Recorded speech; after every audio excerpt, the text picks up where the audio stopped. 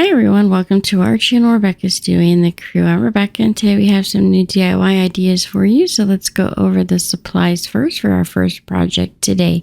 We're going to need some puffy paint in black.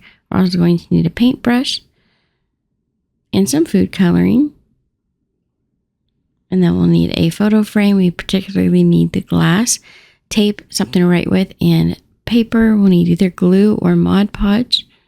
And then a design. Feel free to use this design.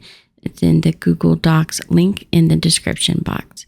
So the first thing we're going to do is draw out our designs. We're basically making a stained glass example. So I drew this one out first. I'm going over the lines to make it a little bit easier to see for you guys and for myself. And this will help me follow along the lines as I fill it in with the puffy paint. So you don't have to do this design, really any design will work. What you want to do is trace the glass that goes in your photo frame, and that will be the layout for the size that you need to design your faux stained glass. So I chose to make sure that all the lines reach out to the rectangular edges as a stained glass would, because you would want it to look like the pieces are connected to something and not just floating in midair, to give it a more realistic look. So once we have it all traced out, then what we're going to do is take the glass out of our photo frame and lay it right on top of that design that we've made. Now we're going to take that metallic puffy paint in black with the fine tip, and we're just going to trace over those lines. You always want to start from the inside and work your way out to the edges in a pattern. That way you know that you're not dragging your hand across any of the paint that you just laid down. So always try to work from the inside out to the edges to make sure you're not dragging your hand through the paint. And then just very slowly go along and trace the pattern. And every once in a while shake the bottle to make sure you have enough paint down in the tip so you don't end up with a big bubble. And here's what it looks like. So we'll let this dry for 6 to 8 hours. So I do this at night, I go to bed, and in the morning they are dry and then ready to be painted, which is a lot of fun making this faux stained glass. Now I take a little dot of food coloring into Mod Podge and I mix that together to create a colored glue. And then we just very lightly paint over all of the spaces that I want to be this color, and I just work my way around the project. When I make one color, I use that color to color all of the pieces that I want before I move on to the next portion. So I just try to make sure that I have enough of each color to fill in all of the portions of the design that I want to be that color. So be mindful when you're mixing your Mod Podge and your food coloring or your glue that you are pouring enough for each color that you won't run out. It's a little bit hard to mix the color again and have it match perfectly. It's never quite going to be exactly the same. So always make sure you have enough to do the whole thing in the color that you desire. So some of these colors I went over twice just because it was really hard to see what the color was, because it was a little bit light. And I was doing this in really thin layers. Then I also used a glitter Mod Podge, and I didn't put any coloring in that, and that helped give it the clear design in some of the spots. So once that's dry, you can go ahead and pop the whole thing back in your frame minus the backing. And this is because you want to be able to see through that glass to pick up all the pretty colors that you just did. You can add a hanger to it if you like. I just love this faux stained glass. It's a really fun DIY. So now for our second project, we'll need some paintbrushes, and whichever you would like to color in your design. I can use some colored pencils, some watercolor pencils, also some paint. Paint markers will also work. We can use some oil pastels, chalk, you name it, it will work. We're going to use this iron-on vinyl from Dollar Tree and a Dollar Tree canvas. We'll need some embellishments to decorate our design when we're finished. I'm going to use some sunflowers and little leaves. We'll need a staple gun, and let's get crafty. So the first thing we're going to do is to pick out our design and cut that out on Design Space in the Cricut software. If you don't have a Cricut or Cricut software, you can create your own design by drawing it out and then cutting the design out on your vinyl with a razor blade. I've shown how to do that in the past to make different shirts and things. You'll just want to stick to a little bit more simple of a design, but it's definitely doable. So then we're going to take the canvas off of the frame and lay our design on top of the canvas, put a piece of paper on top and go ahead and iron it. This is to make the vinyl stick to our canvas. If it feels like it's sticking to the carrier sheet and it's not quite stuck to the canvas, just go back over it a little bit and it should stick just fine.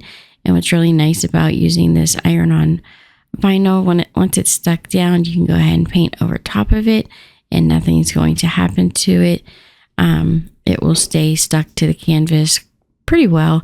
And then as you paint, you don't get any like mess ups or paint that runs underneath of it. So if you ended up wanting to just like paint over the whole entire thing and pull off the vinyl when you're finished, you could do that as well and leave white lines behind and then the paint on top, and you'd still be able to see like what the design was that you created. So there's lots of different ways to decorate these canvas pictures, but I love using the iron-on vinyl on canvas to create pictures.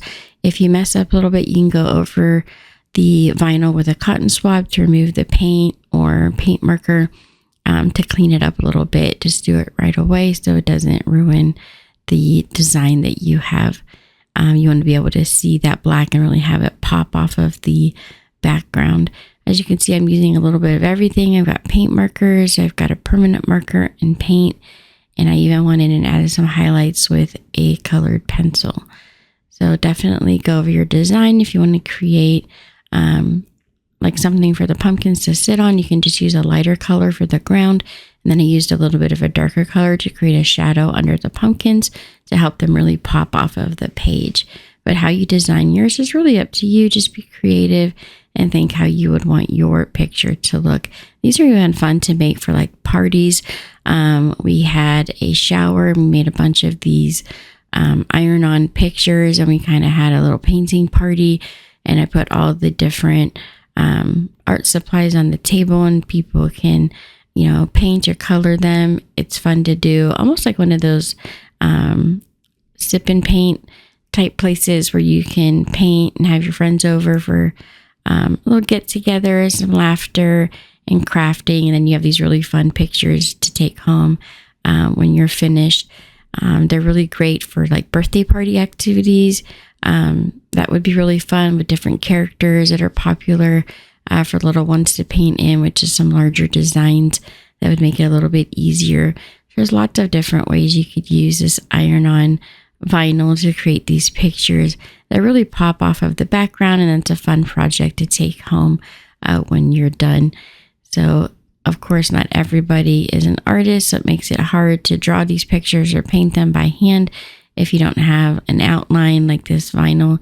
So I think this is a lot of fun and gives people a way to be artistic and paint without having to worry about the design. So once the whole thing is colored in, we're just going to decorate our frames to help make these a little bit more special. So I'm going to take some twine, and I'm just going to wrap it around the corner all the way around. And I do about 3/4 to an inch on each side of the corner with the twine. And then once I have the whole corner wrapped with that little space open in the center, I just use some hot glue and I glue the ends down. And we'll do the same thing for all 4 corners. You could use scrapbooking ribbon here. You could just leave the frame as is. It's really up to you. So now I'm going to take that canvas and I'm going to staple it to the frame, making sure I pull it nice and tight, and then cut off any excess canvas that is in the background. So here's what the first 2 look like. I made 2 different designs here, one with sunflowers, one without. And then I wanted to decorate the frames a little bit more. So I'm taking some paint markers and these laser die cut pieces from Dollar Tree. And we're just adding some highlights with the paint markers. Let that dry, and then we glue that onto the picture frame. I also took some of the beaded garland, gave it a little bit of a twist, and then glued that down at the bottom of the one frame to make it look like the pumpkin vines have taken on a life of their own and are just growing around the bottom of the design there. I also have this greenery and I wrap that around a pencil to get it to curl so it will also look like a vine, and I glue that on the frame. I have these miniature sunflowers Dollar Tree sells every year in the fall, which are really fun, and I cut the stem off so I could use just the flower head, and I layer those with the flowers that I've already drawn or painted on in the background to really help give this 3D appearance and make it look like the sunflowers are popping off of that background. And then I'll add another sunflower growing up a little wild over here on the side. Add some hot glue to glue that down with the leaves. And then we're all finished with this one. So really fun once you do your painting to add some embellishments to really give that 3D appearance. So here is the one with the sunflowers and then the one without. So both really fun projects. Now for our third project today, super simple. We need scissors, a bottle, ribbon, twine, a balloon, and these miniature bumblebee wood pieces that Dollar Tree sells. So this is another simple craft. You're going to cut the end off of the balloon and stretch it out. Then take the bottom of the bottle and you're going to pull that balloon all the way up to the top. Now we're going to take some twine and wrap that around the neck of the bottle. You can use a little bit of hot glue if you like, just don't melt the balloon. We're just going to wrap the twine around the neck of the bottle a few times, cut that off, and then glue the end down into place. And then we'll have to take care of the balloon that's over the top of the bottle. So we're just going to trim that off with our scissors now that we've got the twine wrapped around the top and the twine glued down. I'm going to take a buffalo plaid ribbon in the center and just make a knot. And then cut each side with a dovetail. You do that by folding the ribbon in half and cutting at an angle.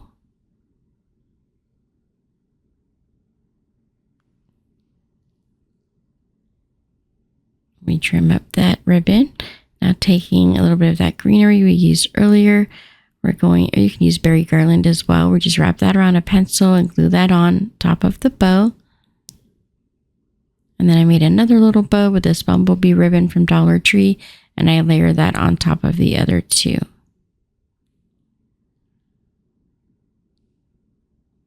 I glue my ribbon down into place to make sure it stays where I want it. And then I just add these little bumblebees. I like to pull the stickers off of the back for some of them to make sure that they're really going to stick. I use hot glue.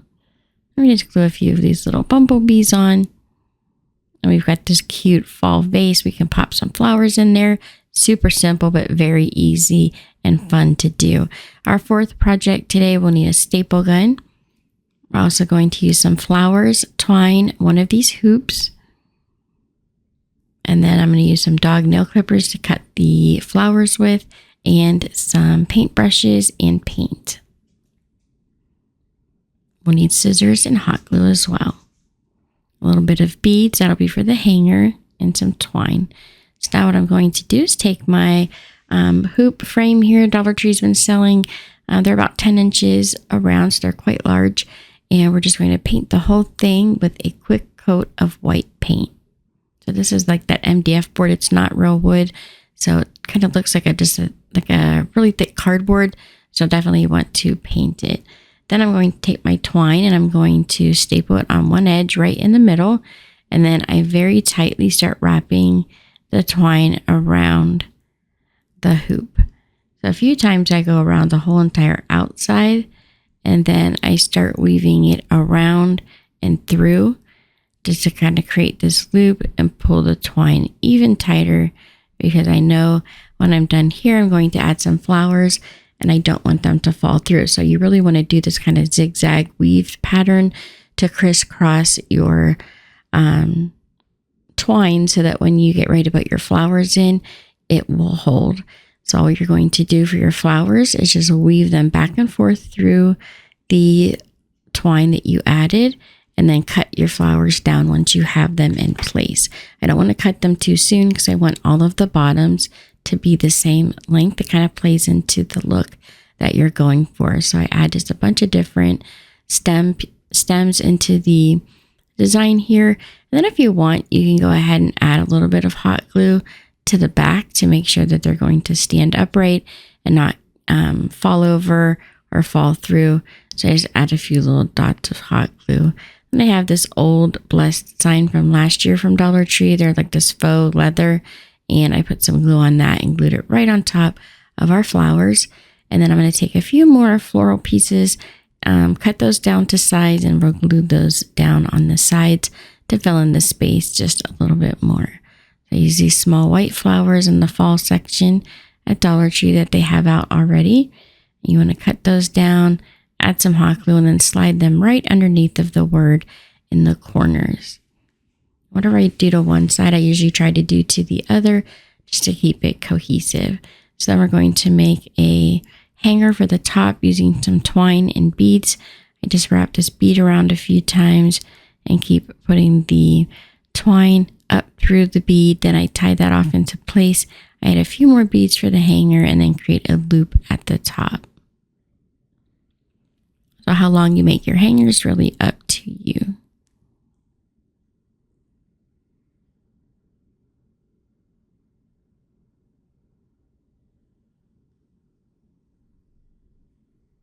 And here's what it looks like all finished.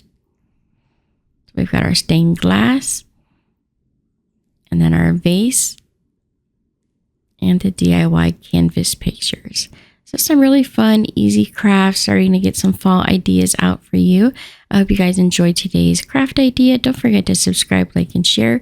And here are some other videos from our channel you might also enjoy. Have a great day, everyone.